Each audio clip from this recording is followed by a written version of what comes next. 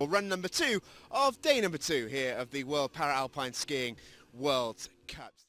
Here with you, very pleased to be as well. We've got all of our final races coming up this afternoon. We'll be speaking to all of our gold medalists, but before we get into that, we need to know who's leading the way.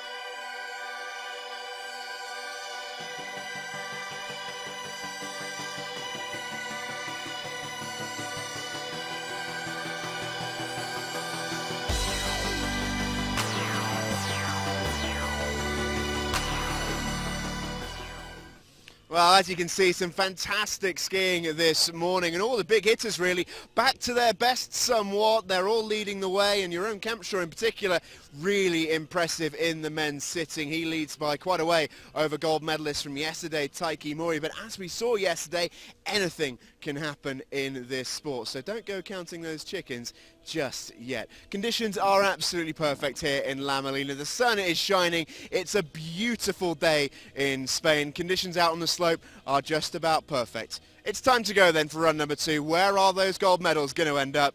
It's over to Alan March to find out. Thank you very much, Stephen Jameson, enjoying the sunshine. It is still around about 2 degrees out there, so it's not exactly holiday weather. Yep, Alan March with you throughout the course of the World Cup campaign and various world champs as well. And if you want to join us elsewhere, you can do that online. Social media, use the hashtag #ParaAlpine. Let us know what you think about the coverage, about the competition, maybe your favourite athletes as well. You can use that @ParaAlpine to follow us on Twitter, Instagram and Facebook as well. As I said, it's certainly gone up. 7 degrees out there. No wonder Stephen was dancing at the end of his opening link. 32 gates. It's actually 33 this afternoon. 31 turning gates, so that is the drop of 300 metres.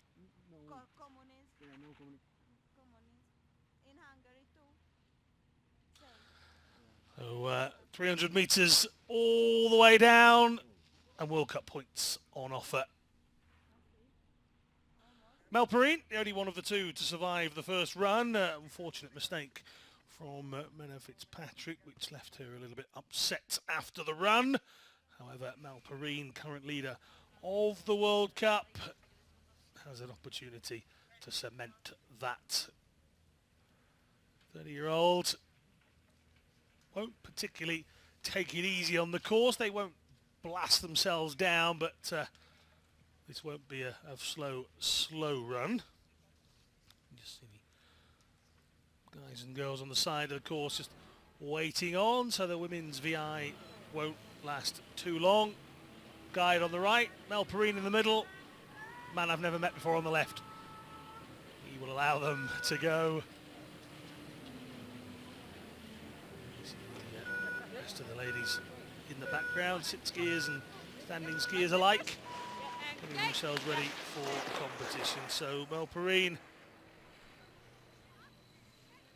took one of the more simpler victories of her career in the first run. Went through in a time of 1:02.34. Second run is just combined with that. And she will know all she has to do is get across the line. Bobby Kelly, 24-year-old, 25-year-old in fact. She had a birthday during the season. A level 4 skiing instructor in her own right. Describe yourself as a bit of a cat lady, won't?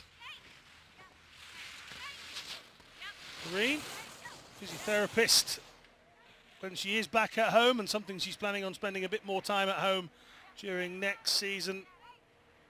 Multiple time world champion and easy victor in the opening stages of day number 2's second run. It's the Australian who gets across the line in a time of 1:59.38. Second run was actually 57 seconds. So if you didn't already know, Mel Perrine takes it 1:59.38. That is the women's VI competition all done and dusted. Hopefully Menna Fitzpatrick will be with us later on in the week. No competition tomorrow, remember, as we take a look at the women's standing start list. Mel Pemble, Pindra Schmidt, Anne-Marie Rieder, Ami Hondo, Ali Kunkel, Alana Ramsey and Marie Bochet. Bochet, as you can see by the times there, will take some catching, and I'm sure the ones behind her will be hoping for some sort of rare mistake. It's rare because it just never seems to happen. We'll try and have a chat with Mel and Bobby. They're going to be with Stephen Jameson. Let's go and hear what the Australians have to say. Yeah, down at the finish with our winners. Mel, Bobby, congratulations on today. Tomorrow's a day off, which I know because you flew from Australia not too long ago. You're probably really excited for. How much are you excited for it? Have you got anything special planned? Sleeping in, definitely, and just getting out and trying to be active, kind of having a relaxing day. Like you said, just came over from Australia, so we're both still pretty jet lagged. And in terms of looking after yourself long term, it's a long season. I know you guys you're physiotherapists, you know all about this. How important is it to make sure you use your rest days properly? Definitely really important to use your rest days properly. The temptation on a rest day is to do nothing, but it's actually kind of counterproductive. You need to get out there and keep active. But you're allowed to lie in? Definitely allowed to sleep in. Bobby over there like, thank goodness, thank goodness. Guys, congratulations on today. We look forward to seeing you race later on in the week. Cool, thanks heaps, Steve. Alan, back to you. There we are, kids. It's counterproductive to do nothing on a day off. You heard it there for a top-class athlete. Well, Mel and Bobby will indeed get their deserved lie-in. They've got their points in the World Cup as well. And that is the moment there that Mel Perrine pretty much cemented her place as the World Cup winner on giant slalom. So as we said, turn our attentions to the women's standing event next. That's Mel Pemble with bib number 7, the centre of your picture.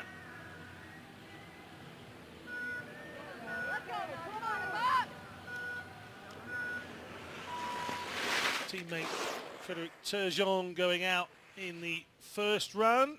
We've been disappointed with that. Can Pemble put in a good run and elevate herself up the board from bottom spot. Still very young, just 18. She's also competed in paracycling at provincial level back home in British Columbia.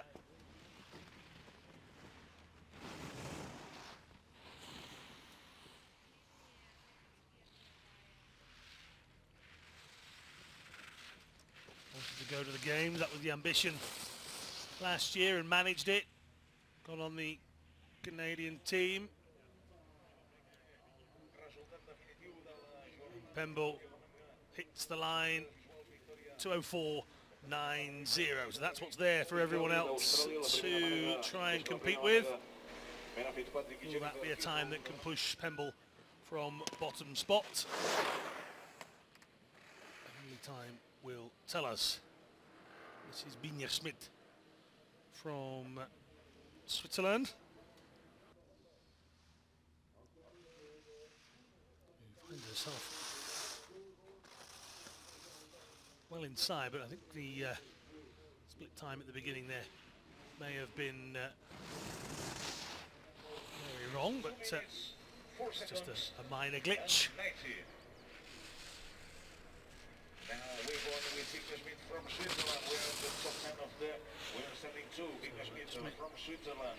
Was looking like she would be in front. 4.90. That's going to be close though. Has Pemble got herself off the bottom? Yes, she has. She was under by 0.52. She ended up being over by 0.52. It's all about symmetry sometimes, isn't it? Ana Maria Rida.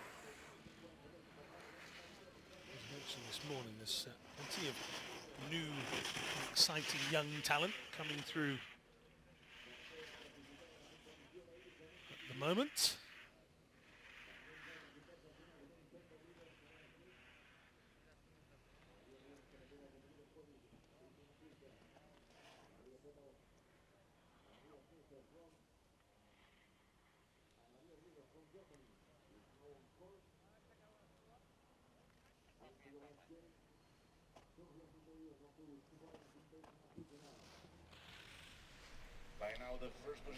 Rida, part of the new generation coming through, but you do with the parasports get people coming through at all manner of ages, people having accrued impairments rather than being born with them.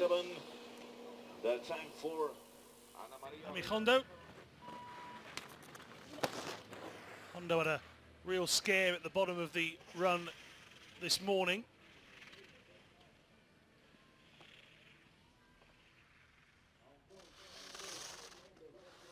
Just over at the first intermediate, and then 0.52 up at the second, so Hondo dropping a little bit, certainly picking up the pace where it's needed. Again, another athlete, the impairment that means only the single use of a ski pole on the right side. They're flying through the gates at the end here, and she is going to get past Ana Maria Rida's time of 1:56.47. 1:55.27 for Ami Hondo.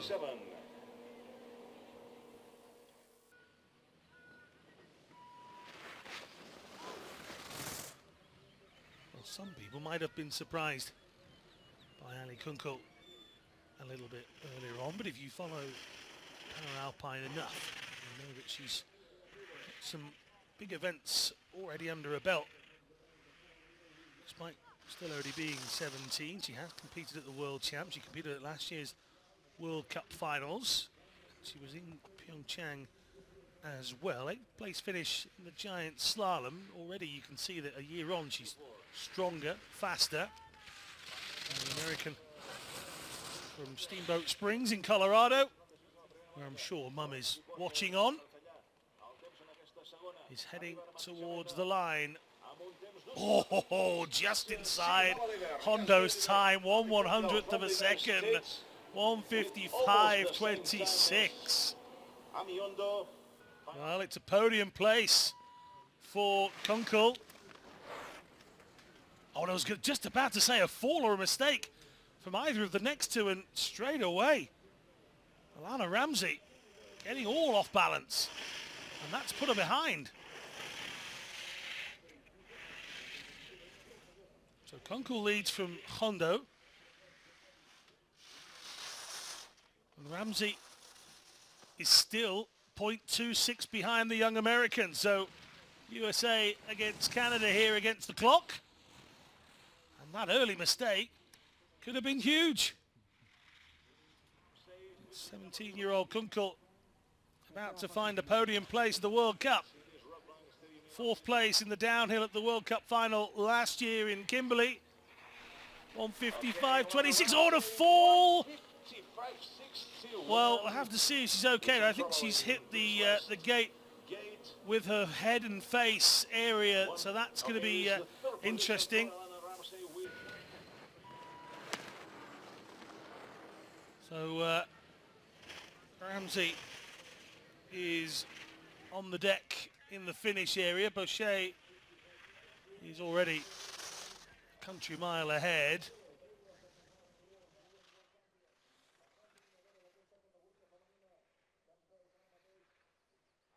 Well, Bochet coming into the final part of the course, and be mindful that Ramsey is in the finishing area. So Bochet coming through and will go past. Well, Bochet coming in, but I think she's more concerned with the fact that Alana Ramsey is still down. I think you'll probably find that Bochet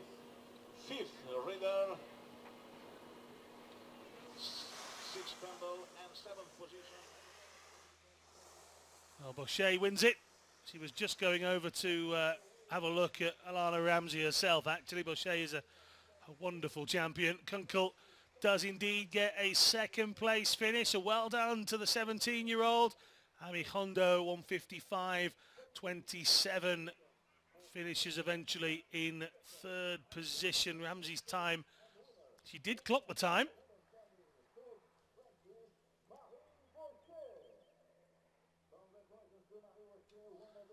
So next up will be the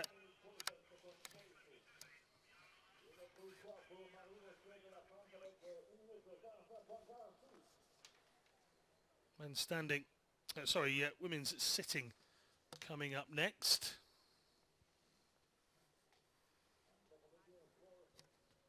How's that? Really great. This is the incident. She was desperately trying to claw back some time. You can see, yeah, she's smashed her hand and possibly her face on the bottom of the gates.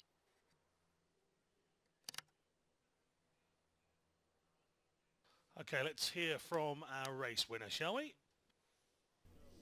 Yeah, thank you very much, Alan. Joined at the finish for the first time this season by Ali Kunkel. Silver medal today. Congratulations on that one. How was your ski? Oh, it was great. The conditions have been perfect for all the races, so I'm super excited to be competing. Yeah, we've not seen you a lot on the season this year. How much are you excited just to be here and racing against some of the world's best? Oh, it's amazing just being here no matter how I finish. I'm really grateful. And in terms of your future goals in this sport, I know you're still so young, but what are you hoping to achieve? I'm hoping to go to the next games and just keep competing, doing the best I can. Well, the signs are pretty good so far. Silver medal today. Congratulations. Thank you. Alan, back to you. Of course, that wasn't the winner of Marie Bochet. We have heard a lot from Marie Bochet in this series because she's pretty much won every race. So it was nice to hear from Ali Kunkel getting a surprise silver medal. Not surprising if you've been following her getting better and better. We've been sitting, as I mentioned. Laura Stevens, 4th of the 4 this morning.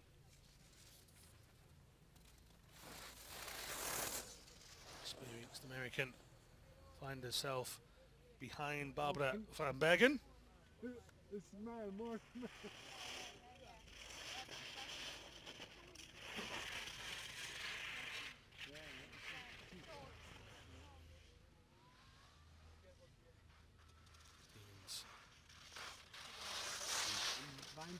Desperately wanting to get herself from 4th into 3rd as a minimum.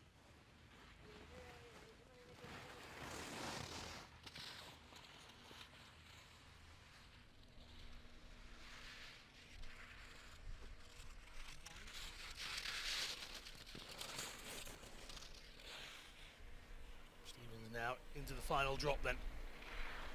Seeing the line, this is the left-hander that caught Ramsey out. She was so desperate to try and hit the line as quick as possible. Stevens gets across though. Sets down a marker for her potential podium finish. Van Bergen, the first to try and deny her that. She's inside by just 0-2. This is going to be tight for the former Netherlands basketball player, wheelchair basketball Paralympic Summer Games bronze medal winner, and she's now behind.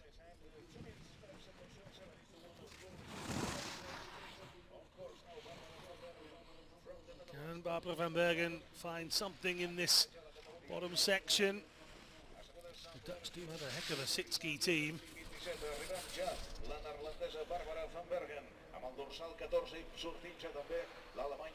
205-27 is what she requires. That's going to slip away from her. So it is a good run from Stevens indeed. As Van Bergen goes into second position.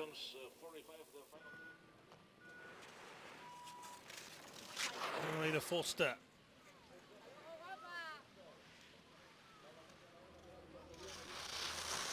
7 seconds up at the first split, nearly 9. 8.5 should I say at the second, so Forster looking very good for a minimum second place finish. All of these ladies know that they are really up against it this season. In Muraoka is so dominant, 1:54.43. That's a tremendous run from Forster.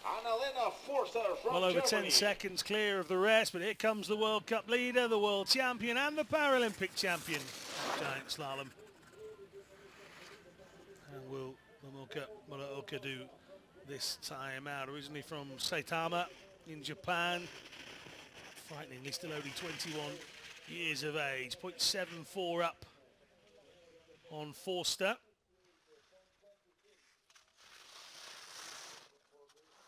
And now over a second. Well, we've got Taiki Mori pulling out all the stops in the men's event, but Momoka Muraoka at 21, some 17 years his junior, is very much on a journey to make herself a Paralympic legend in the sit ski as well.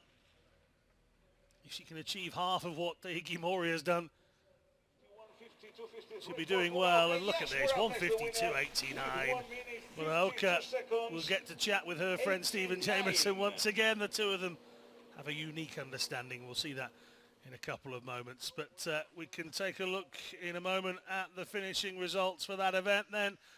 Barbara van Bergen slips from third to fourth, 2:06.45 for fourth place. Annalena Forster continues to keep second place and continues to stay behind Momoka Muraoka. It's a hard task in the women's sitting category. 1:52.89 is the winning time for Muraoka.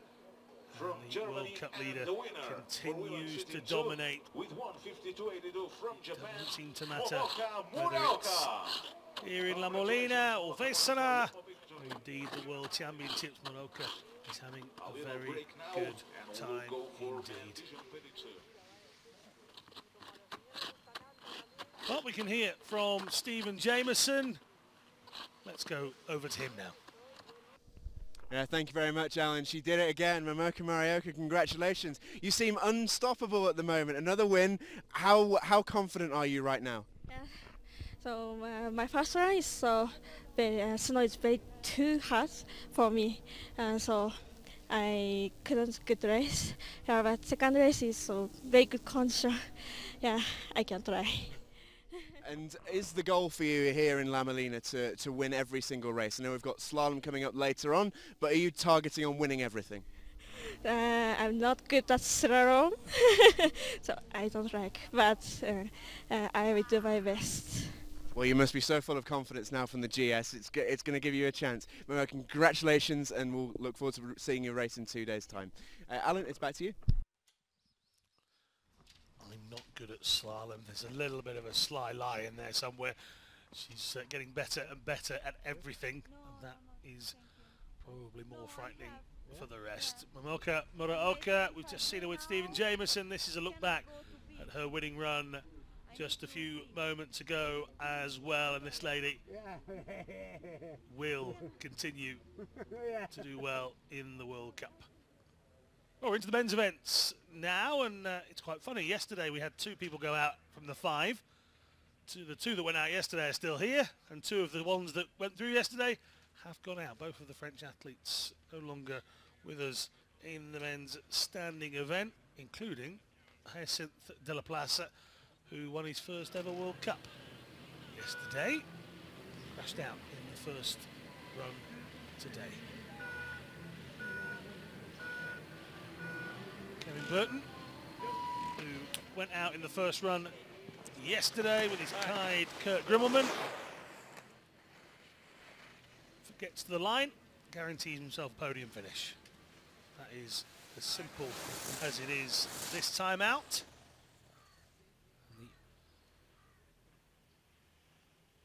The American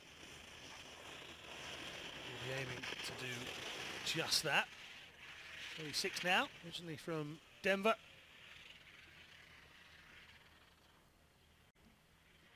The last county was over in Winter Park, Colorado.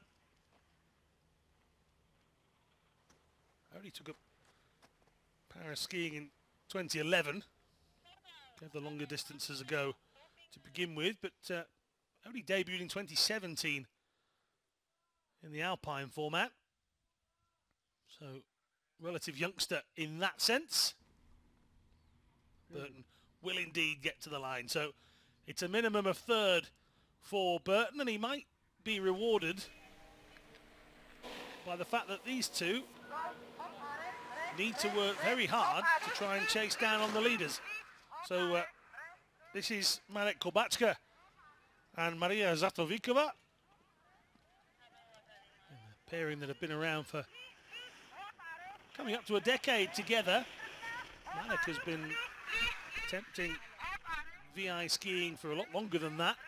And it's only in the last sort of 18 months to 2 years that Maria was explaining that these 2 have really found a rhythm, really found something that works, and that's what made Marek Kubacka the world champion. And the scenes at the end of that race were tremendous to watch, and every athlete around gathered around Marek and Maria and offered their support and respect and well wishes, and in fact so much so that they couldn't drag him away quick enough to get an interview. They had to do that at a later date. But Marek didn't pick up the World Cup victory yesterday despite being the leader. He's still the leader, having come 2nd, but Jareos' time this morning as well will really put a challenge into Marek Kubacka, and guided by the sound of Maria Zatovikova, hits the line some 8.5 seconds quicker than Kevin Burton. Then 1:44.80.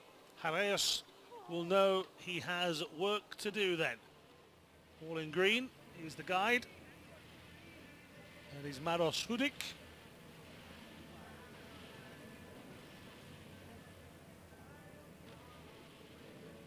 Just waiting patiently, going through in his mind the course. Miroslav Jareos. These 2 are a great team. They are capable of mistakes. The speed of which they like to do this, it can be frightening at times in the sense that it's quick, but equally it can be too quick and cause mistakes. As we say, if you want to get in touch with us at Para Alpine, is what you need. What you need to do now is watch Miroslav Jareos and see if he can win on day 2 here in the giant slalom. A mistake in the first run yesterday.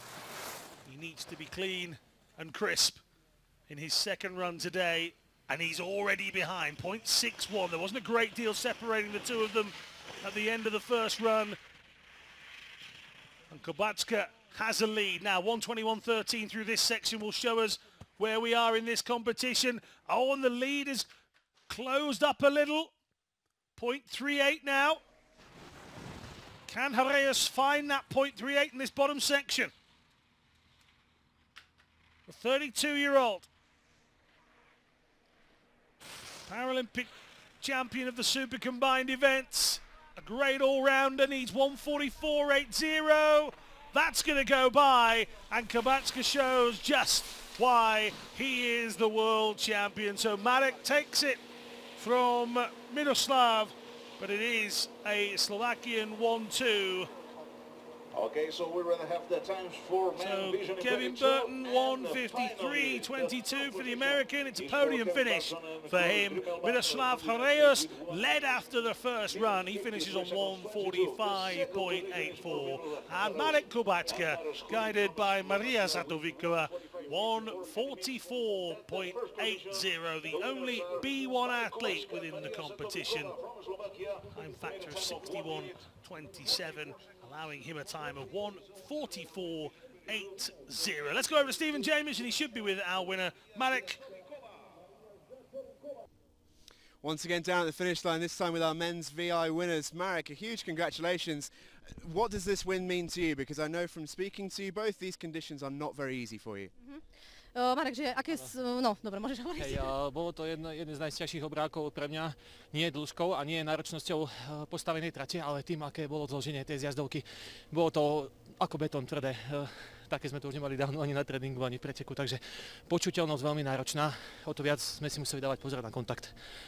So this giant slalom was one of the hardest for me not because of the length of the giant slalom, but because of the slope, because it was very, very hard and very icy, which means that I can't hear very well, and the voice of my guide is losing all the time. So I was finding the voice all the way down. So that's the reason why I'm very happy with this result, and I hope that it will be better in the races. Skiing noisy and loudy, was very loudy.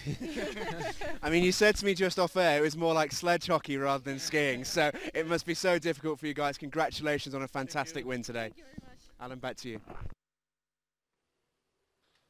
Well, Marek and Maria have an understanding. Yeah, what you've got to remember is that if it's windy out there, and realistically Marek is following the sound that comes from Maria, so if she drifts away a little bit further, the wind catches hold of the sound out of the back of the speaker, and it's very difficult for Marek, who cannot see through those goggles. That's the bit we need you to understand out there if you're watching this for the first time. It makes it even more difficult. Slippy surfaces as well. That's all in a day's work for Marek Kobatska, the world champion. Men's standing event coming up then, more GS action. Brendan Luscombe will get us going. Of course, the big names in this one will be Theo Rimeur and Arta Bauchet, but Santini Kiveri and Alexis Rimon have sandwiched themselves in between the two that have dominated in the past few months. Thomas Walsh will be looking for a little bit more in this second run. Brendan Luscombe, though, it is that gets us going. An exciting finish to the men's VI. Will we get the same in the men's standing, or will another French standing athlete dominate proceedings in the men's like they have in the women's? 26-year-old Braden crashed out yesterday, so he'll be looking eagerly to finishing both runs today and getting some points on the board. Uses the philosophy, when you get knocked down, be sure to gain experience on your way back up. Braden finished just one of his 9 attempts at Paralympic Games over the last 2 games. He knows all about that philosophy, and he hopefully has learned something from this one. 1:47.17 for Luscombe. This is Jordan Brossan. 25-year-old. Only took up the sport in 2014. He is inside at the early stages.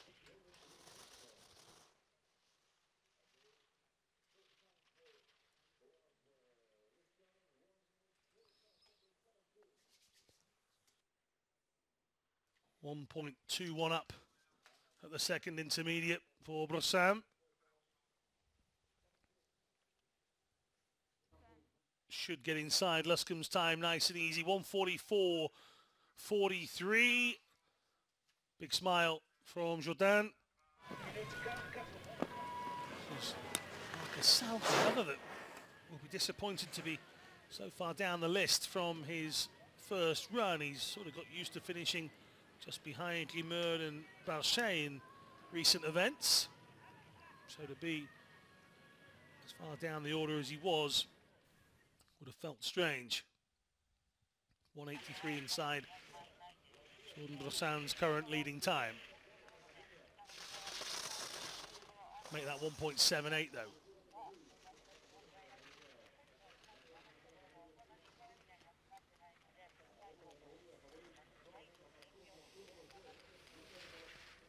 Dropping the shoulder into the gates when needed. Really pushing them to the side, certainly with the left side of his body, the stronger side. 1:44.43 will go. What will be the new time? 1:42.33, so 2.10 quicker than Jordan Brossan. We welcome Luc Percival onto the course.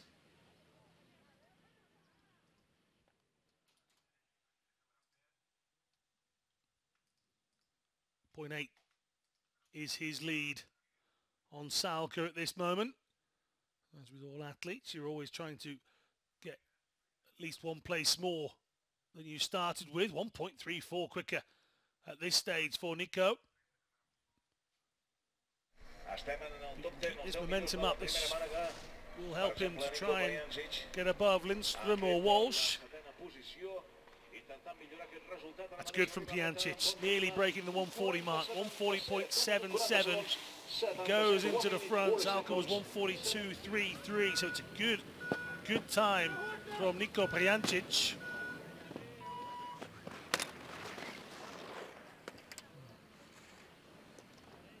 Aaron Lindström. Will he be in front through the opening stages? No, Pijancic was quick. And it proves it. Lindström dropping time. Lost 3 athletes this morning. Thomas Pfeil and Roger Puig-Davy both DNF'd, and Christophe Bernard-Schneider was disqualified in the end. Lindström, just the use of the ski pole in the right hand, the young Swede.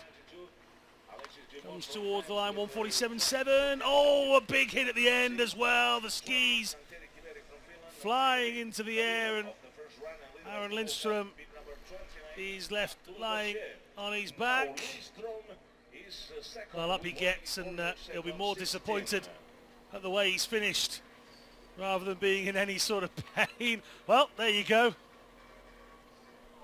If you want to see how angry he is, that's just how angry he is. Let's take a look. It was all going fairly well. He was looking like he would finish behind Pijancic anyway. Comes in, he's trying his very best. He's almost drop-kicked. If you're a fan of wrestling, he's almost drop-kicked the last gate. I think he knew what was coming.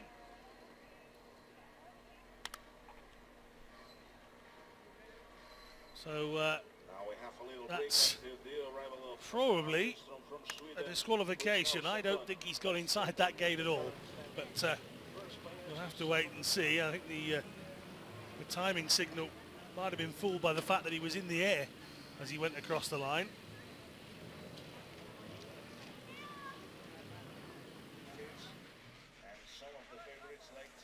Well, that's the damage that's done. So a little bit of DIY and maintenance is needed.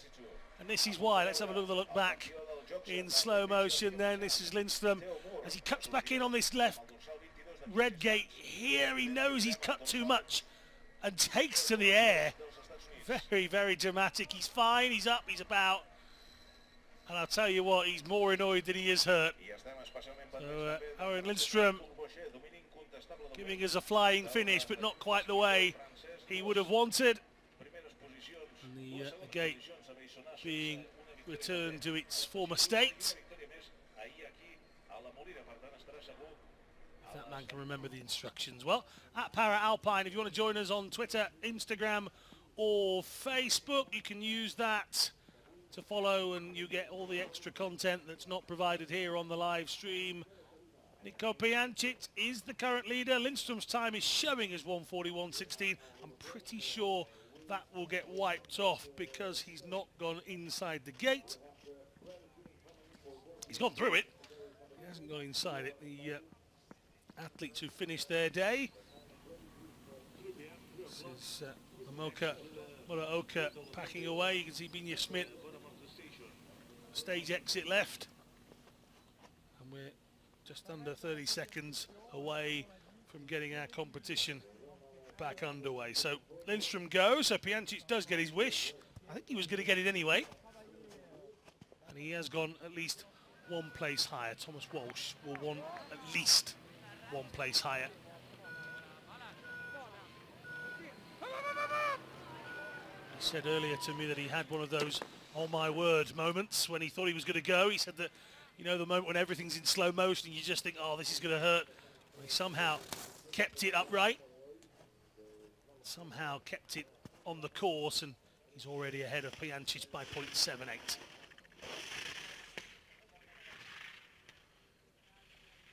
He used other words in his description, but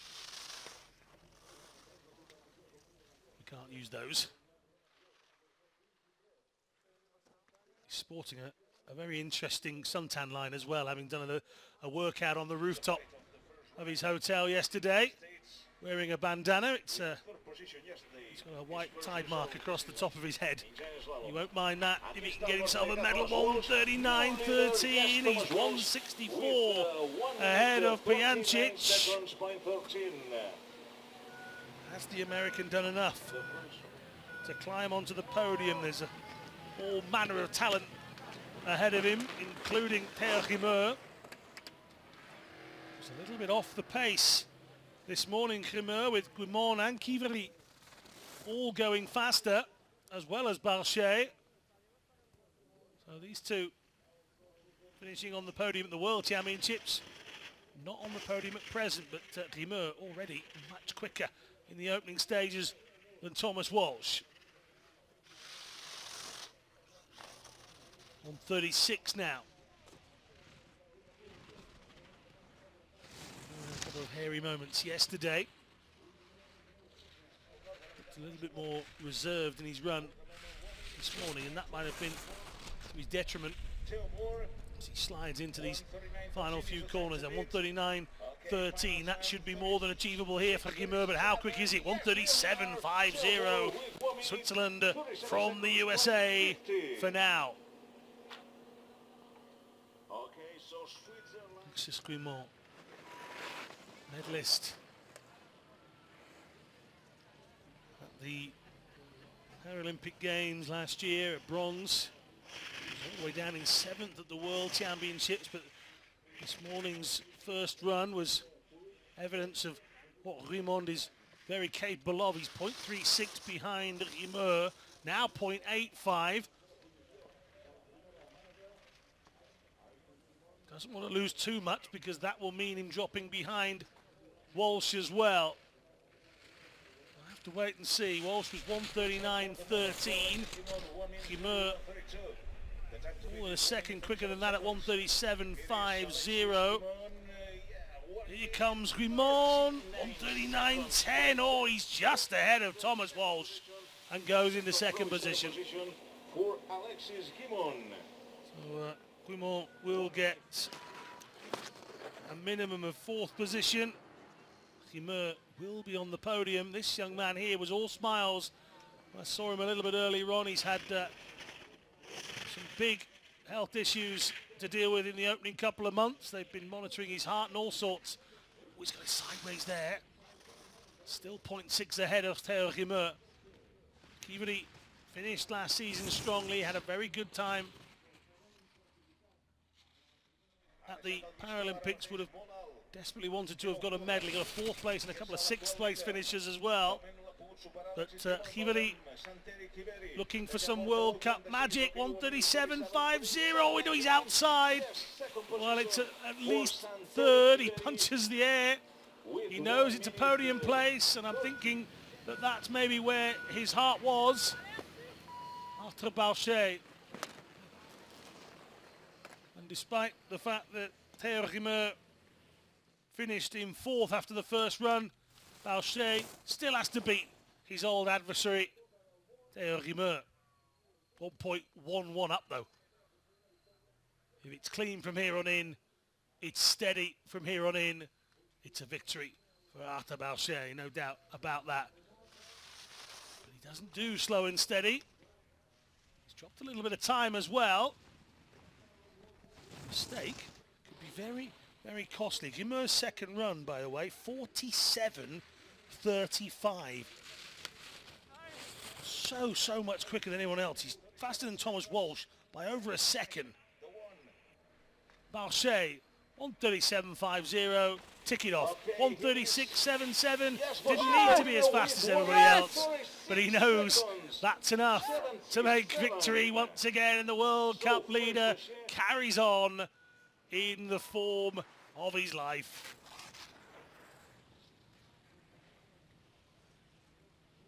This is Hiraku Misawa. Single leg skier from Japan. Oh, he's just got caught up in the gate, Misawa. And out goes the Japanese athlete, just trying to dig his ski in and get himself upright again. And that's the end of Misawa's run.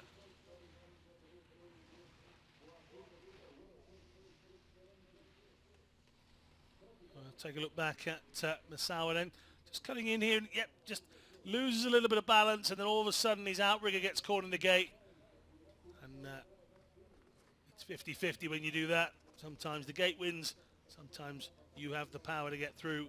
But Misawa on this occasion slides out. There he is, talking to one of the coaches from the Japanese team. A mixed day so far. Sit skiers getting the better for the Japanese team.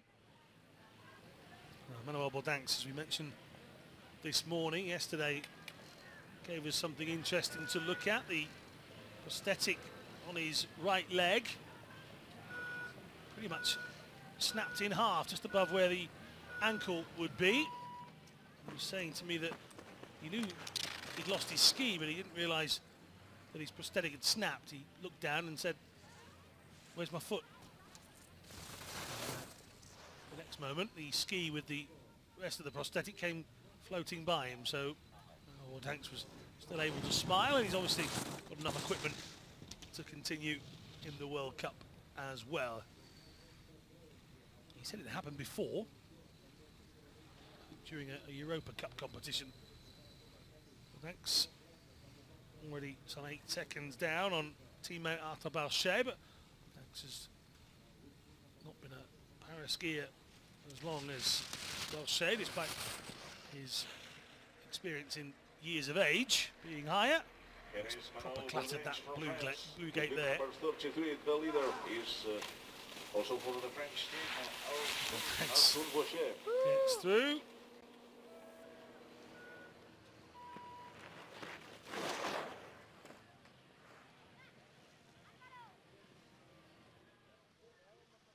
Bauchet's looks to be winning time, 1:36.77. Takahashi already some 10 seconds back, bordering on 11.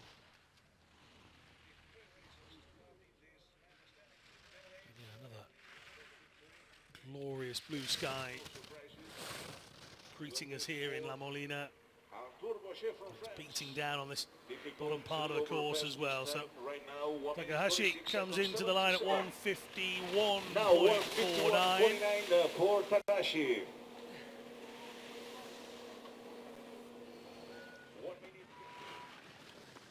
That will put him behind Braden Luscombe at the moment. Bodanks has done as much as he can. He's lifted himself up into 10th position ahead of Braden Luscombe. 1:47.13 for Bodanks, gains him a position. Marcos Nilsson Grasto finished ahead of Leander Kress this morning. Again, two youngsters very much learning their ropes. Grasto 152.21, so he drops into bottom position for now. Germany's Leander Kress, 18 years old, looking to get above Grasto if he can.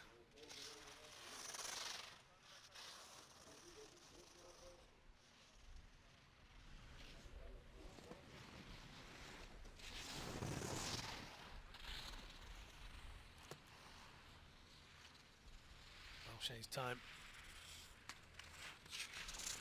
already gone by. Kress and Grasto and Takahashi not about trying to challenge the leaders just yet in their careers. This is about learning to get quicker and be more competitive. Kress just overcooking the finish, but down goes Leander Kress from Germany. Yes, we can confirm it. 14th position for Kress. All of the men's standing, so he'll go into bottom position, I believe. Leander Kress, yep. So after Bauchet takes it from Theo Rimeur, who's done well to get himself up from 4th to 2nd and keep those World Cup points coming in. Santeri Kiveri might be slightly disappointed he hasn't got 2nd, but the punch of the air suggested he was happy with the podium. Let's go and speak to our winner, shall we? He's with Stephen Jameson. Yeah, thank you very much. And just his name gets announced, Artur, you're wearing the leader bib. It looks good on you, and you have won today as well. Congratulations. How did you enjoy today? Was a really good race today.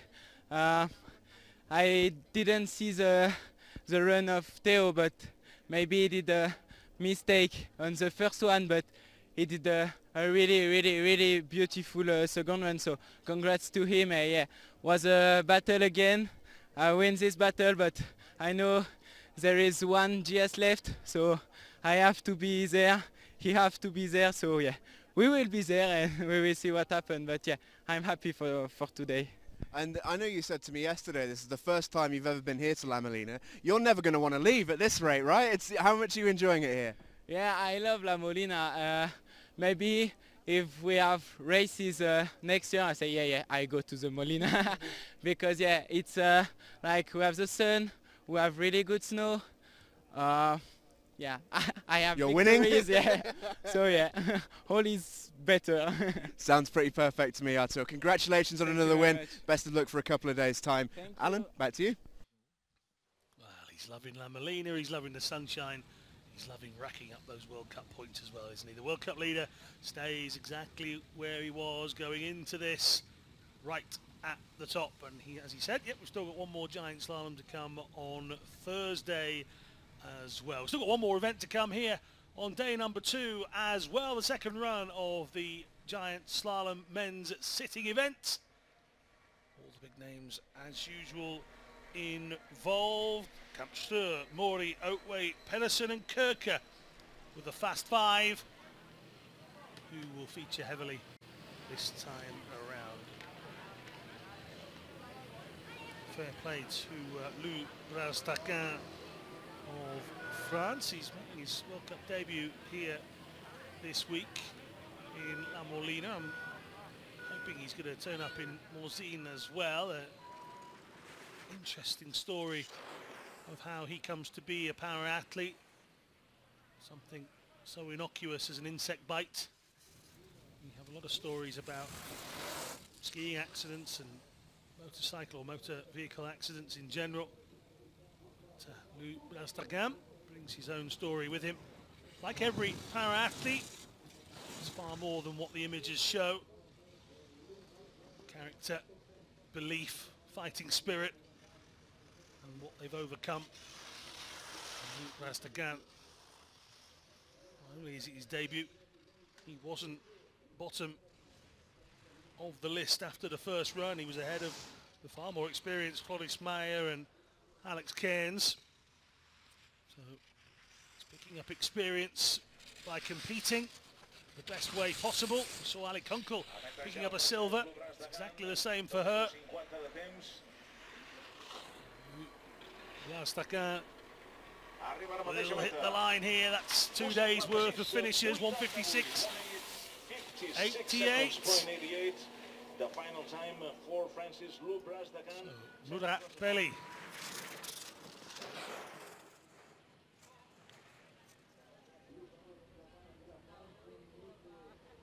Swiss athlete inside Percival's time by 1.26 so far.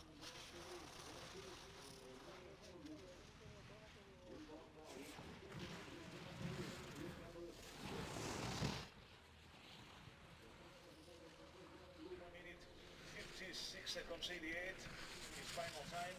31 ahead, second intermediate, so it's going well here for Muraoka. As I say that, he just has a little sideways moment, but we've dealt with that neatly enough. 156.88 should be good.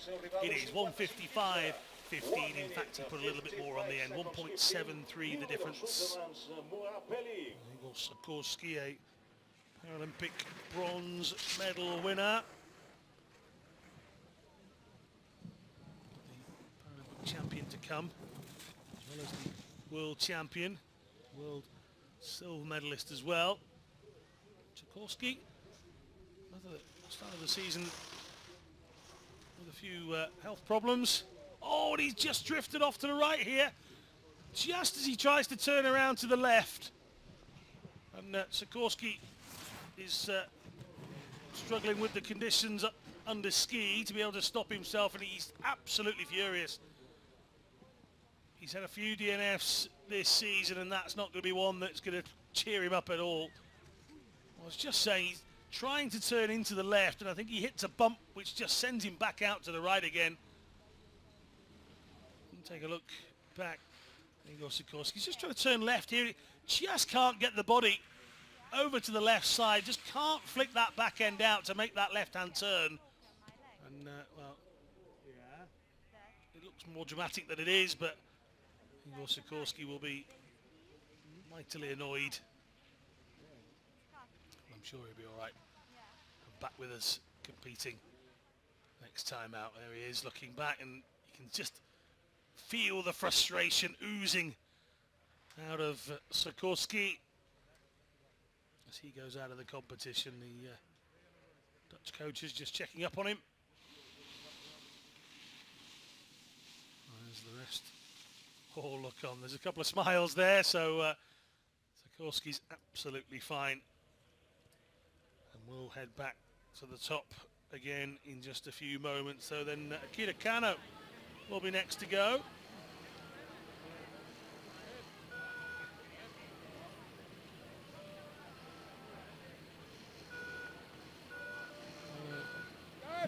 Two.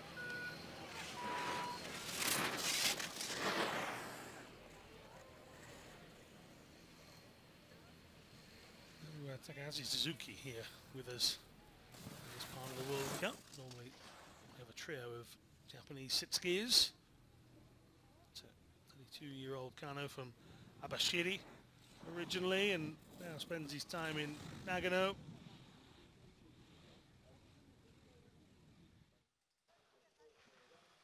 Japan's flag bearer for the closing ceremony of the Sochi Games. Akira Kano. Here he's got himself some 2 seconds up. Oh no, another DNF. It was looking good for Akira Kano. Some people might have thought he was going to do well there, but well, sometimes you think too early. He was looking good, but Kano is now sat on the side.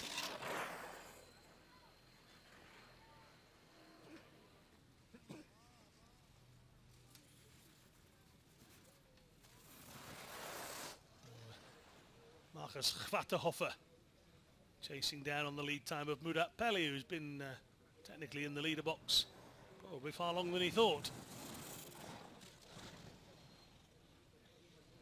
Schwaterhofer, another of those that skidded out of yesterday's competition.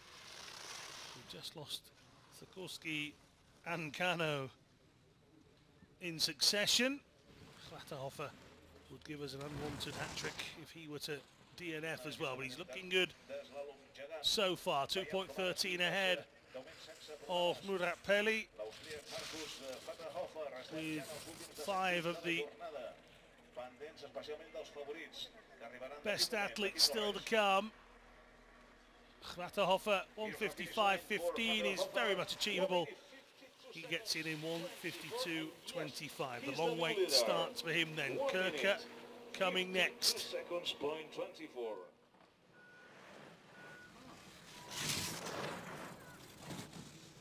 Kirker, the Alaskan, works in radio. He's not working on the course.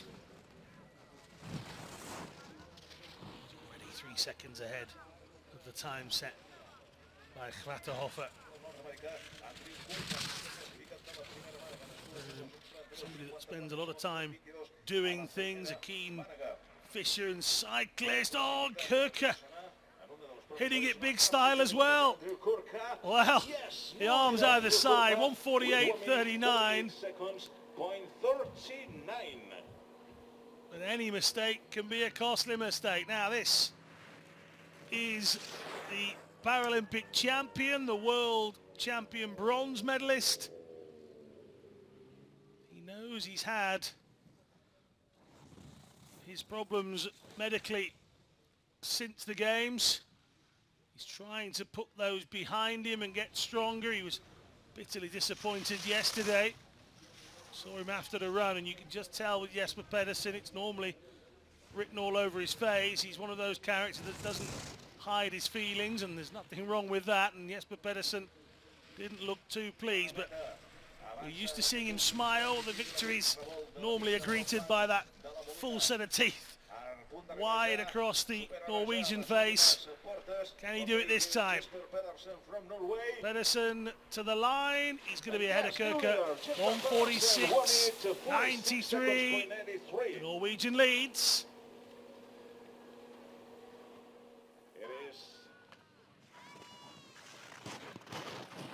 Oh, and a big early mistake here.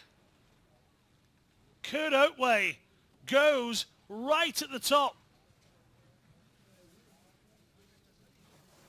Well, I don't even want to think about what he's saying. But, well, Kurt Oatway will be furious.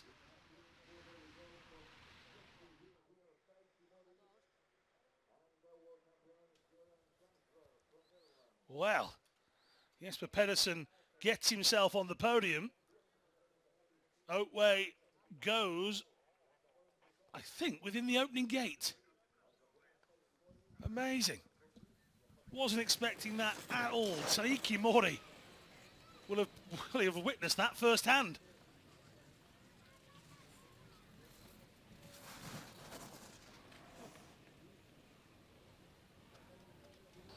Mori already 163 ahead of Pedersen. He is looking so good this week.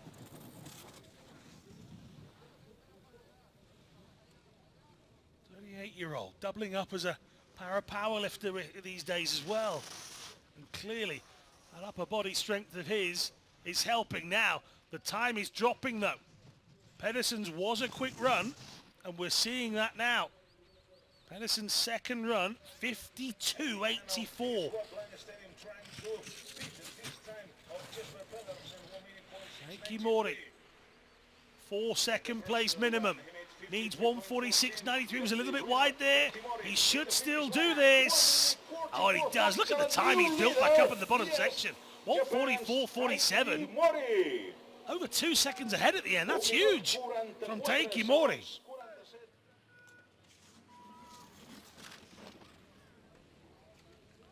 How much does Kamsur need to give? Not very often you see him give less than 100%. Mori, 121.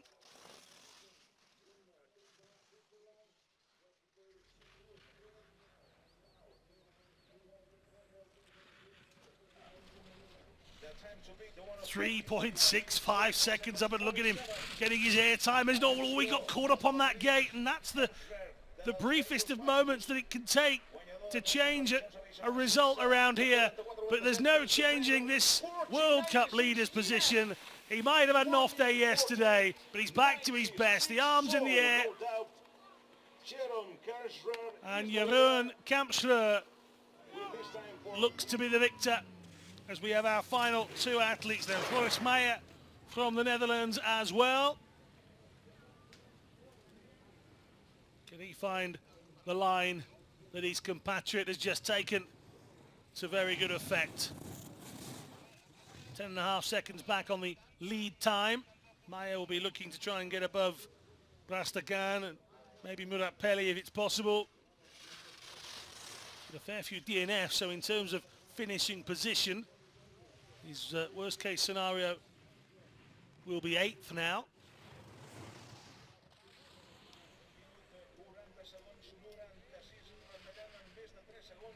Meijer up to the 150 mark. He's already gone past the time set by Kampschreur and Mori. Into the line comes Floris Meijer then, 15.52. We should still have Alex Cairns up at the top. There we go. Final racer of day number 2 here in La Molina at the World Cup. Alex Cairns from Canada. Well, he'd have been up the top. He would have known probably what happened to Kurt Oatway as well. Cairns, 26 and 8 years younger than Oatway. Works as a ticket validator at the ski resort in British Columbia.